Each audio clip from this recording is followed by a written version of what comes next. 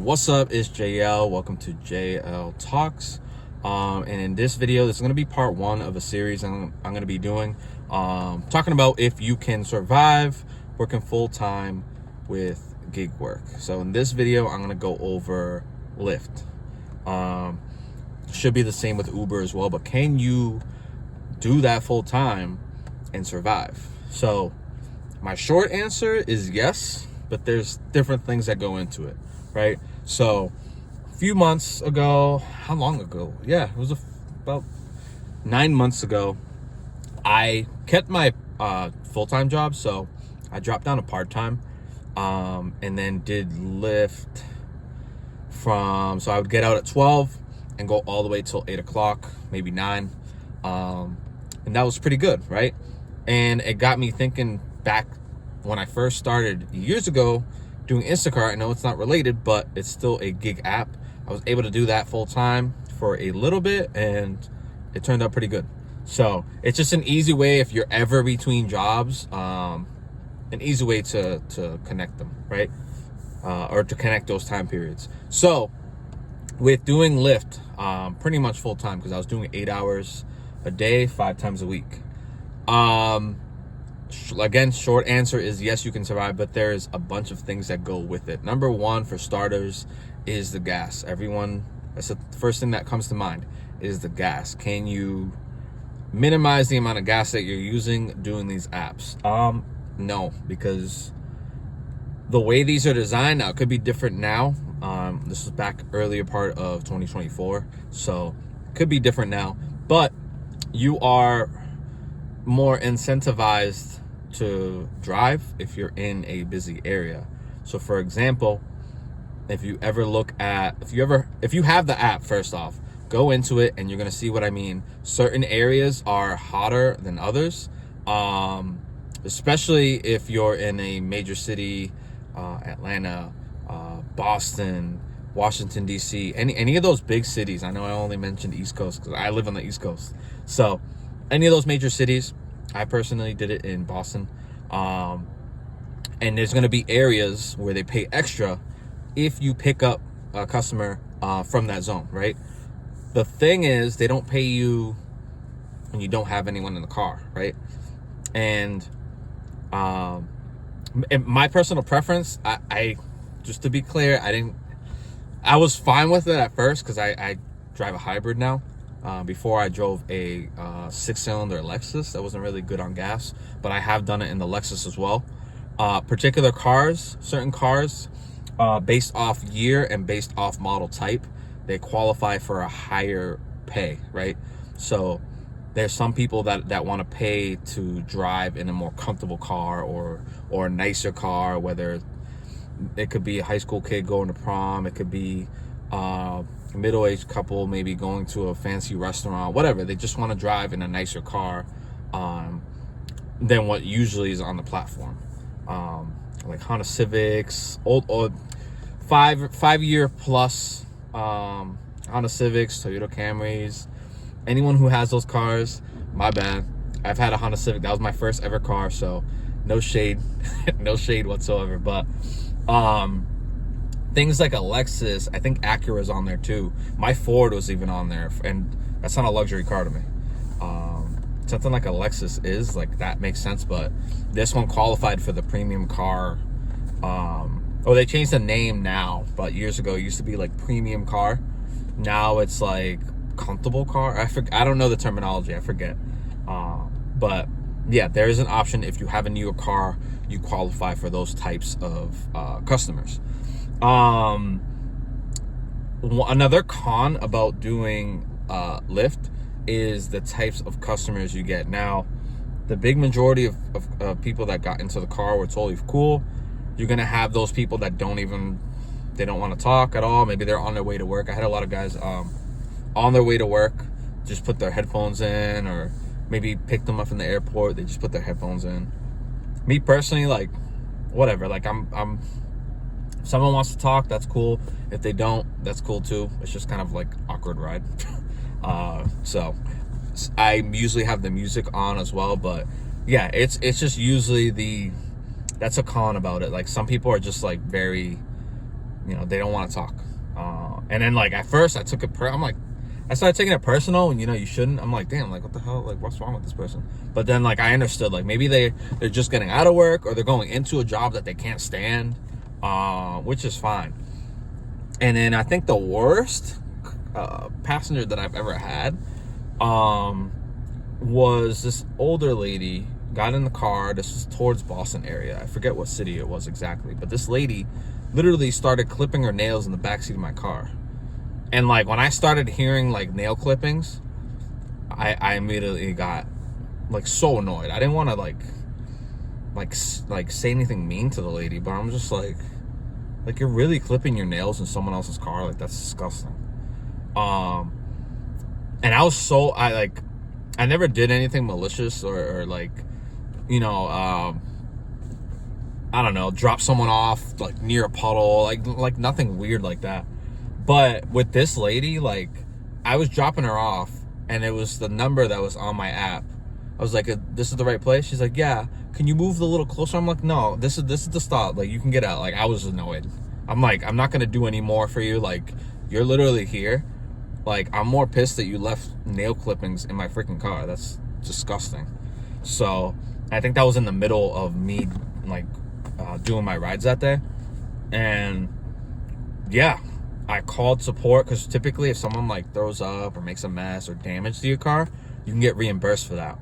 I know someone vomits. I think they can give you up to $150, whatever the cost of the detail is. Like you don't get a bonus or anything for anyone doing that in your vehicle. You just get enough to clean it professionally. So if it's like vomit or someone spills food or drink, you can get paid for that. As long as you send in the proof, pictures of a different angle, and I think there's a couple other things. But yeah, so I hit up support. I said, hey, this lady left freaking nail clippings in my car. Like, can I get like a cleaning fee or something? Because I have to clean that up. Now, granted, I'm just gonna vacuum it up and shit. I don't know if I can swear on YouTube. I was just gonna vacuum it up and call it a day. But yeah, they said, everything looks fine. And usually like Lyft support, they're really good. They're really good. Never had an issue with them. And I didn't have an issue with this situation either, because like they've always been really good, very attentive. I don't even know where they're out of. But they definitely outsource their support, in my opinion. I don't know. I could be wrong. But, the person was like, unfortunately, like there's nothing we can do. It doesn't like hit that level of like, it doesn't meet the requirements of getting reimbursed or paid for like a detail. So I was like, whatever, like I might have to freaking vacuum it up. And they were like embedded in the cloth of the floor. Luckily I had floor mats, so most of them got caught on the floor mats, but still, you might have customers like that. I've had a lot of customers that just smelled horrible. That's another thing. You can have seat covers. If you're going to be doing Lyft or Uber, definitely invest in seat covers, because you never know what people are doing. I saw some other YouTuber talking about how he did, I think it was Uber he was doing. But to me, they're both the same. I just never drove for Uber. I just did Lyft. But he was talking about how the construction workers, which, most of the time, it's a dirty job.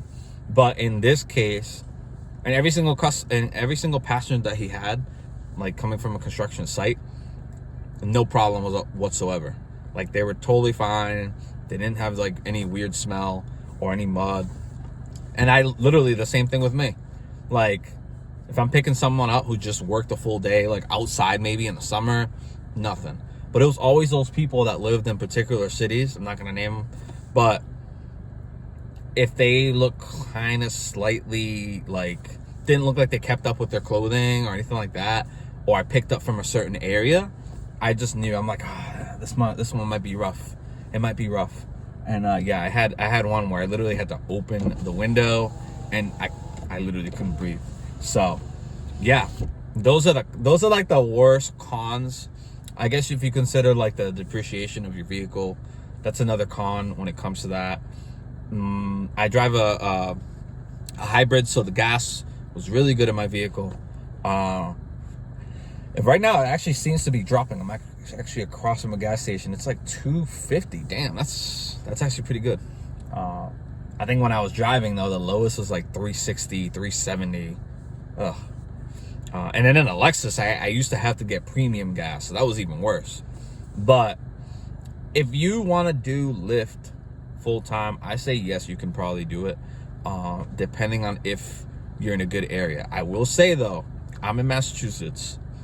I got my there's like an inspection, THC, I think, inspection, or TCH, I forget, but I had to get the inspection done for New Hampshire, and I will say the same exact ride that would cost $20 here in Massachusetts, probably take me 10-15 minutes to complete.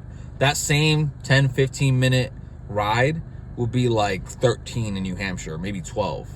So 20 in Mass for that same ride, and then same distance, same time, and then that same distance and time in New Hampshire would only pay 13. Like, it was drastically less than what it was in Mass. That's a huge con.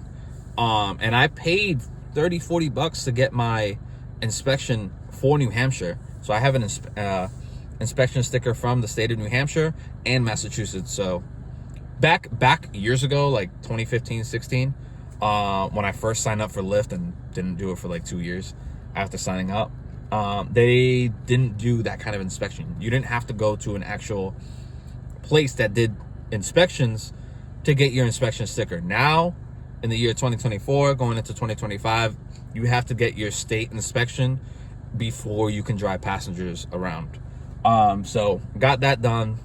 Complete waste of money. I ended up doing it maybe 2 separate days. Neither were worth it. I had some rides going from Mass to New Hampshire that always paid well, but coming back from New Hampshire back down to Mass, it was never worth it. It was literally less for the same amount of work. So I'm not sure what the deal with that is, but it is what it is.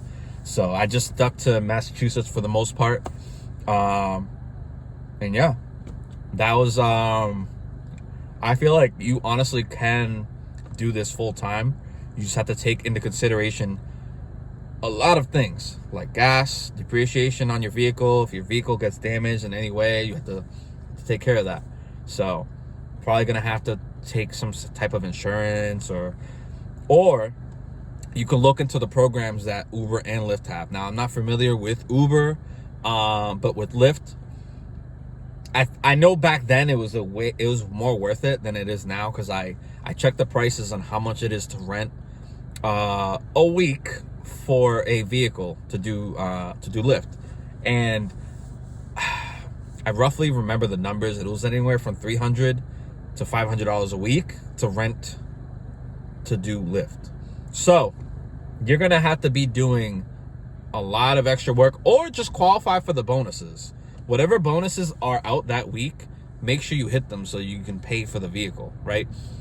But at the end of the month, that's a $2,000 bill. So you're essentially what? 2,000 times 12, 24. You're essentially paying 24 to 28,000 a year in rent, in car rentals. That's a lot of money. Like, yeah, you can probably write a majority of that off, but you're spending $2,000 a month renting a car just to do Uber and Lyft. I don't know if that's worth it, but that's also an option if you don't have a vehicle. They do have these programs where you can do that, and I personally think it's good. Back then, I think the lowest you could pay to rent a vehicle, if you did like 150 rides in a week, which is, if that's your full-time thing, that's easy to do. So easy to do. I think the lowest you can bring it down was like $30, which is awesome for a week. And then obviously you have to fill it up with gas as well. So whatever it's at, you have to bring it back at that same level. That's another thing too you got to keep track of. So if the car ever has issues, anything like that, you can bring it back, no problem. But $500 a week, it's to me, it's not worth it.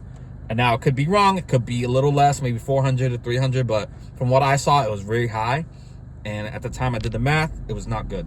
The math wasn't mathing.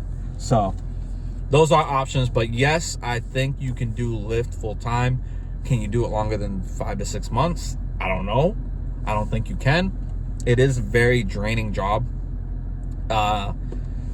Especially if you're driving in particular cities where like the people maybe might not be that nice, or you can't really put a blanket over every single person and kind of be like, oh, the people from this city aren't that great.